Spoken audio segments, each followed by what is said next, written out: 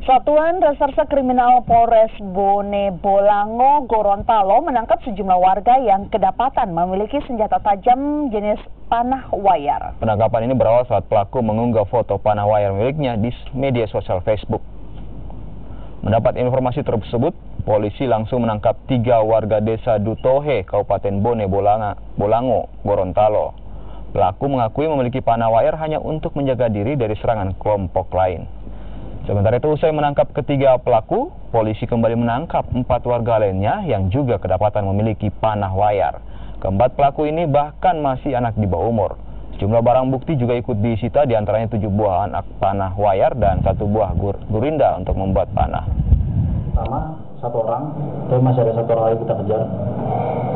Jadi dan ada peran dia yang ikut serta juga di sini. Dia total berapa semua? Sejauh ini yang diamankan ada 3, perannya yang 1 sebagai eksekutor, yang 2 membantu juga untuk mencari korban pada saat itu berboncengan.